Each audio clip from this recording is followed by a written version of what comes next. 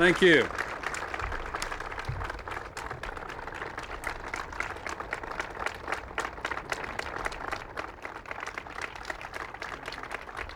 Thank you.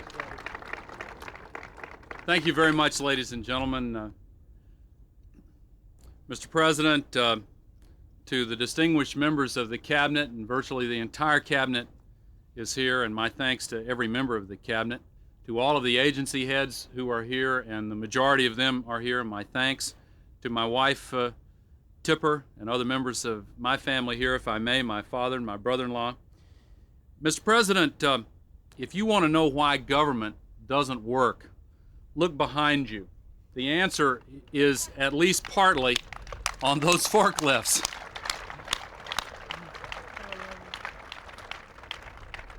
Those forklifts hold copies of budget rules, procurement rules, and the personnel code.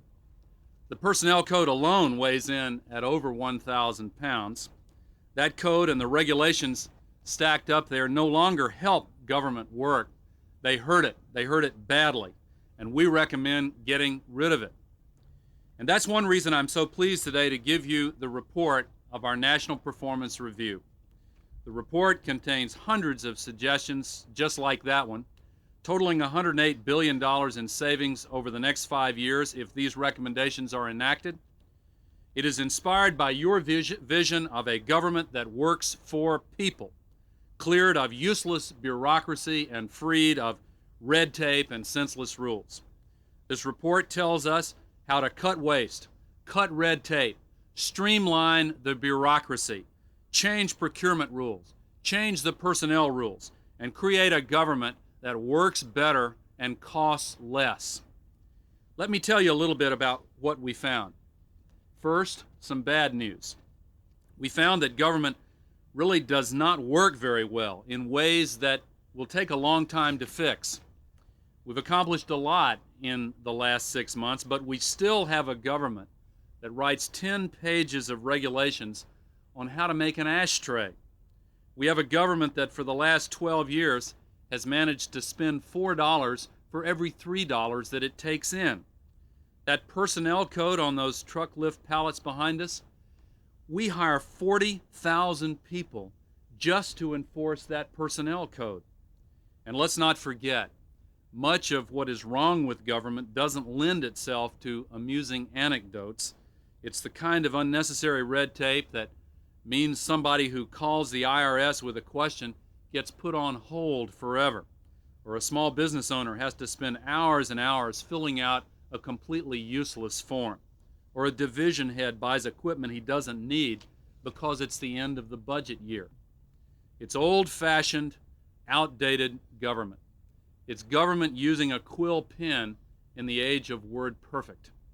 Is this the way it has to be? Well, the good news is that it doesn't have to be this way. We know that because in our review we looked at organizations that worked well, whether the Saturn plant in my home state of Tennessee or the Air Combat Command in the federal government. These groups succeed because they stick to 4 basic principles.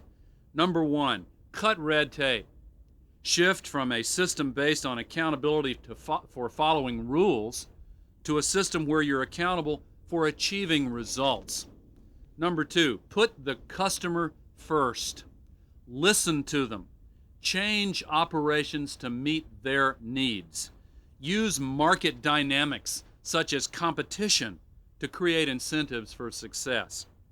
Number 3, empower employees to get results.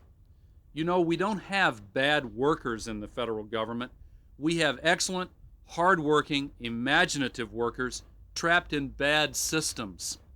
We need to help them get free of those systems. We need to decentralize authority, empowering those on the front lines to make more of their own decisions, but holding them strictly accountable for results. Number 4, cut back to basics. Abandon the obsolete. Eliminate duplication. End special privileges. Anyone who reads this report will see that it is backed up by a solid grounding in the theory of management.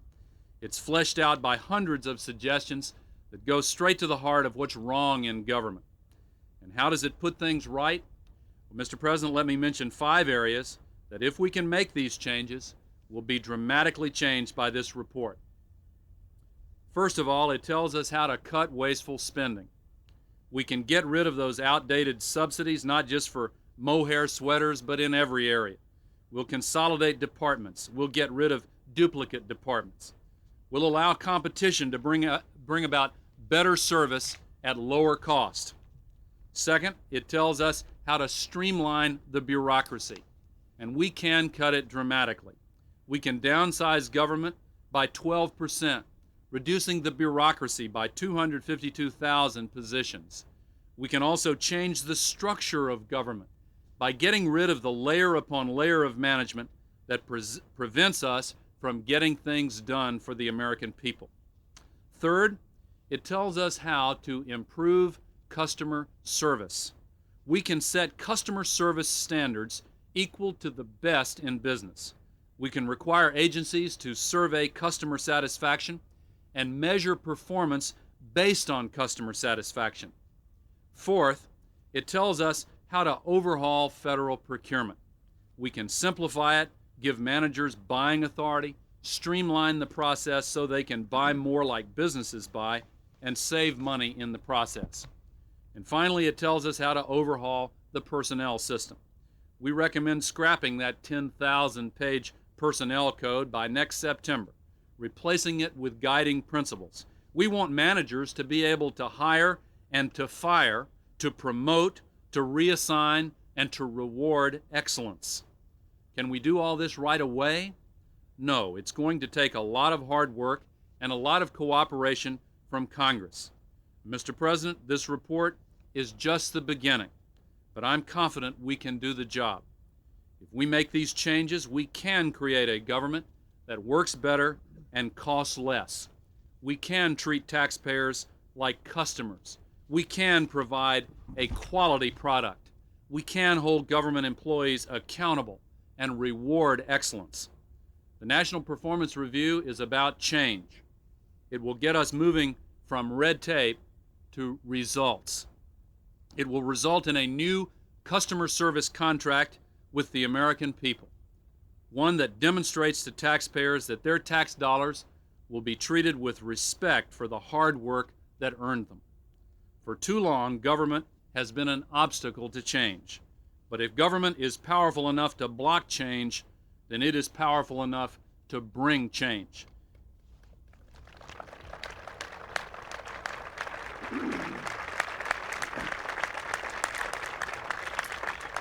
Mr. President, virtually all of the recommendations in this report have come from federal employees themselves. Just as private sector organizations that have gone about this task of reinventing themselves have discovered that the best ideas come from the men and women at the bottom rungs on the ladder, working where the rubber meets the road, we have found exactly the same thing. Federal employees want to help bring about change and want to help bring about a government that works better and costs less. I want to thank, in your presence, Mr. President, our senior staffer on this, Elaine Kmark, who has done an outstanding job, Bob Stone, our project director, our deputy project directors, Billy Hamilton from Texas, and John Sharp, who is a senior advisor who is here today and helped us bring this about, John Kaminsky, Bob Nisley, Carolyn Lukensmeyer. They've all done an outstanding job. David Osborne, a consultant and senior advisor who has been of invaluable assistance to us in this effort. My partner, Phil Lader, the M and OMB, who's done such an outstanding job from the very beginning on this, along with my longtime friend, your director of the Office of Management and Budget, Leon Panetta, who's been of invaluable assistance throughout this effort, along with Alice Rivlin, Roger Johnson at GSA, and Chuck Boucher at the General Accounting Office, who along with his staff, has been of invaluable help, Jim King at OPM, and many, many others, Mr. President, not least among them, indeed first among them, the members of your cabinet who have taken to this task with real enthusiasm and dedication, and in the days and weeks ahead, more detailed announcements involving each of them and the tremendous changes they are bringing about on a pioneering basis in their departments will be made.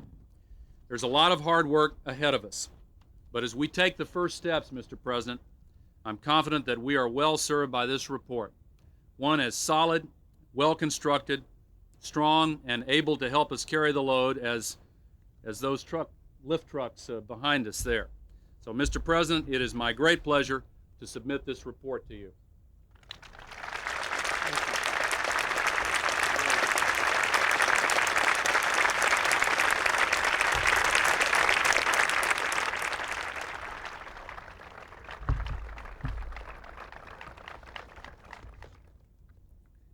Mr. Vice President and members of the Cabinet, distinguished guests, Mrs. Gore, Senator Gore, thank you for coming. To all of you from the federal government and from the private sector who worked on this report, and all of you who care about seeing it implemented, I think we all owe an enormous debt of gratitude to the Vice President for the difficult and thorough work which has been done and for the outstanding product which has been produced.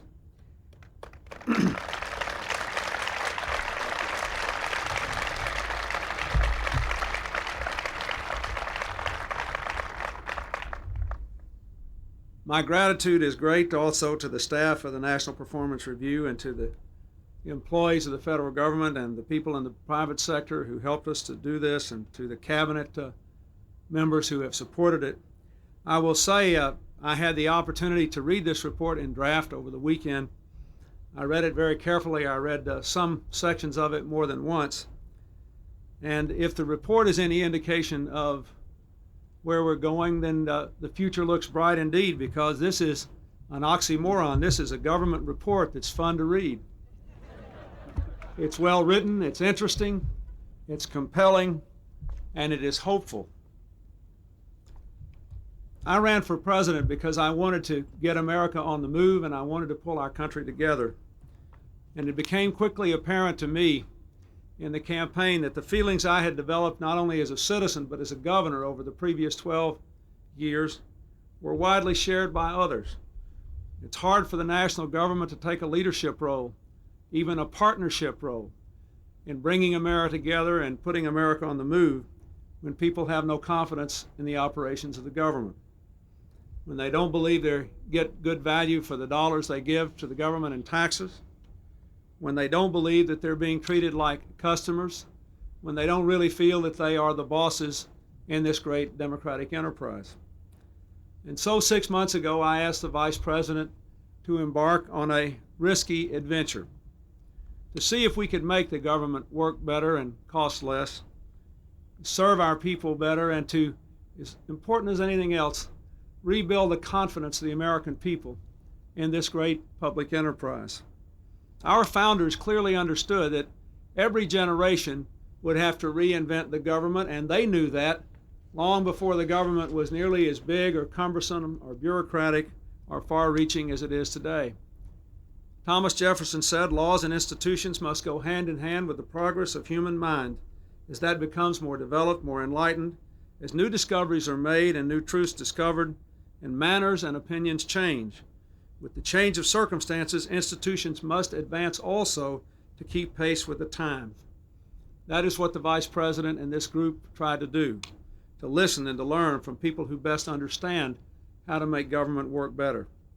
This report reflects the practical experiences of federal employees, whose best efforts have too often been smothered in red tape, business people who have streamlined their own companies, state and local officials who are reinventing government at the grassroots, and concerned citizens who deserve and demand more value for their tax dollars. To meet the challenges of the global economy and to better use new technology, our most successful companies have been through this process, many of them starting more than a decade ago, eliminating unnecessary layers of management, empowering frontline workers, becoming more responsive to their customers, and seeking constantly to improve the products they make, the services they provide, and the people they employ. Meanwhile, I have seen too little of this happen nationally. I do want to say that there are many reasons for this. Government, as we all know, has too often a monopoly on the money of the American people and on those who have to be its customers. Government also does not have the pressure from time to time to change that the private sector does, so that what we have today, as the Vice President said, is a lot of good people trapped in bad systems. We still have a government that's largely organized on a top-down bureaucratic industrial model when we're in an information age. And very often, it is just easier to keep on doing what you have been doing. I want to say, though, that we not only have the models that the Vice President mentioned, the terrific work done in Texas by Governor Richards and the Comptroller John Sharp, who's here with us today. The work that I started when I was governor of my state, and we had the first comprehensive statewide quality management program in the country. But also, we have something else to be even more hopeful for, and that is that in spite of all the obstacles, there are stunning examples of federal employees succeeding in this environment. The thing I want to encourage all of you to do is to actually read this report. It's not very long, it is fun to read, and it will reassure you that there are people out here who are making productivity improvements, who are giving you value for dollar, who are trying to save money, and who are proving, most important of all, that we can do this on a sweeping basis all across the government. Make no mistake about this. This is one report that will not gather dust in a warehouse.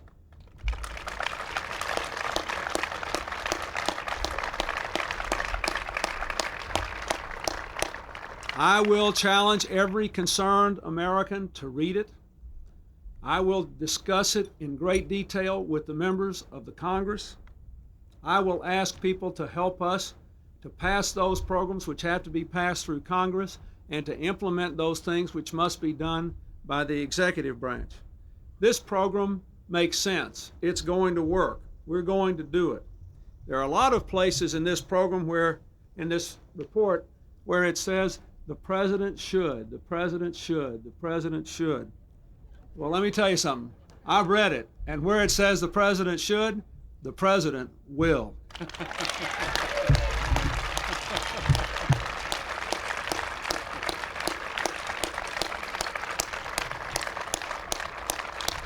You know,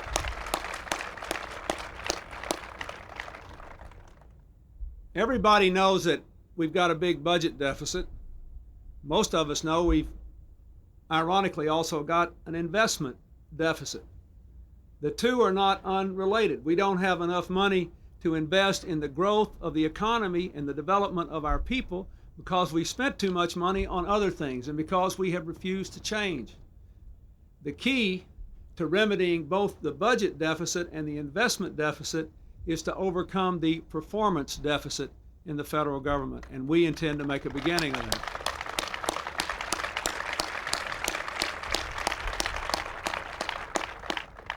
There's no reason that we can't have a post office where you always get served within 5 minutes of the time you walk up to the counter, why you can't have an IRS that always gives you the right answer and takes your phone call, why you can't have a government that pays no more for a hammer or a pair of pliers or, more importantly, for a personal computer than you'd pay at a local commercial outlet. The Vice President and I are going to work with the Cabinet to find ways to make the government more responsive and to implement this report. We're going to rely on the innovations of our leaders in the Cabinet. For example, under Secretary Cisneros' leadership, the Department of Housing and Urban Development is finding new ways to empower citizens, not to expand bureaucracy. The department is determined to eliminate 75 different rules and statutes that make it more difficult to build housing and to redevelop communities, and determined to do more to help people who live in public housing have control over their own destinies instead of being controlled by mindless rules and regulations and decisions made by people an awful long way from where they live. We have other community initiatives that we are supporting for states and cities and towns. Community policing, citizens patrols, and other special programs to keep young people out of trouble. All those things have to spring up from the local level, and there shouldn't be federal rules and regulations getting in the way. States and cities and towns applying for funds for community development and assistance to the homeless will be required now to submit only one application and one report, not the 7 that have been required. Under the Attorney General's leadership, the Justice Department is finding new ways to collect more than $14 billion that delinquent debtors owe the government. Those who are able to pay should. About 20% of the money owed the federal government today is delinquent. It's time we collected on the bills. Under Secretary Bob Reich's leadership, the Labor Department will offer one-stop career service centers to help their customers make better use of the presently bewildering array of 150 different employment and training programs. There is a gripping story in this report of someone who lost their jobs in a company because of global competition, then got hired again by the same company and lost his job a second time because of cutbacks in the defense budget. If the person had quit the first time, they could have gotten job training under the Trade Adjustment Assistance Act, but because they went back to work, which was the right thing to do, and lost their jobs a second time before there was a defense conversion plan in place to train people who lost their jobs, the second time, the same guy couldn't get any job training. I could give you lots of examples of that. We are going to fix that. We're going to put these programs together and recognize that all Americans need job training. The Labor Department ought to provide it instead of providing people to push papers around to figure out how to keep people out of 150 different programs. There ought to be one that all Americans can participate in.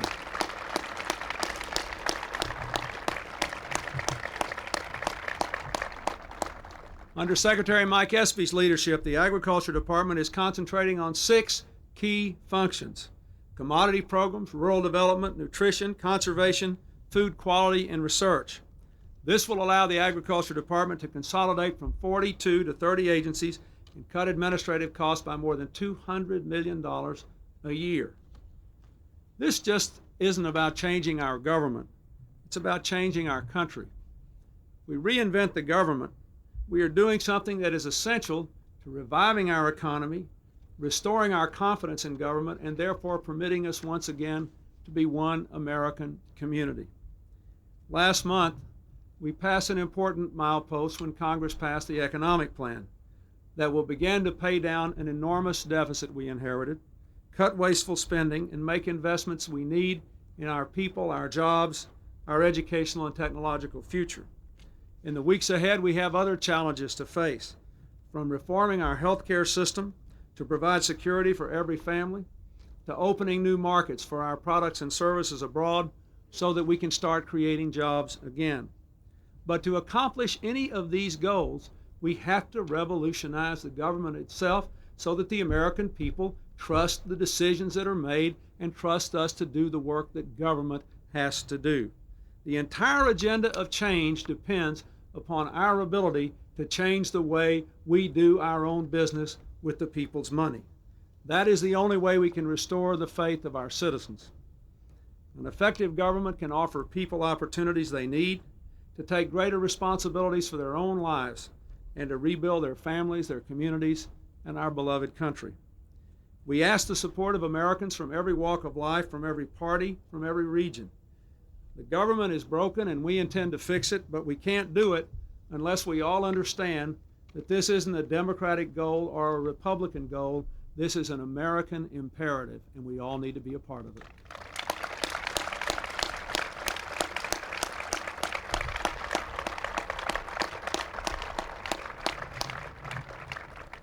I look forward to the day when every American can cite some example that he or she has personally experienced in this revolution in the way government works. A program that is paid for not by stopping something worthy or raising new money or increasing the deficit, but by stopping something that didn't need to be done anymore. I look forward to a day when you call the IRS and ask a question and they give you an answer and you know it's the right one. When you ask your children what they think about the government, and they can all cite something the government has done to make their lives better and done in a good and efficient way. If that happens, we'll all be in debt for a long time to the Vice President, to the staff, and to all the others who participated in this report. I think they did a great job.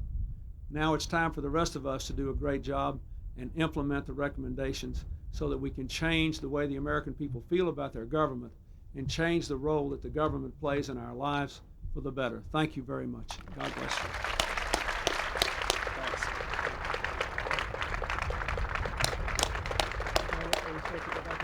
Yeah, let's look.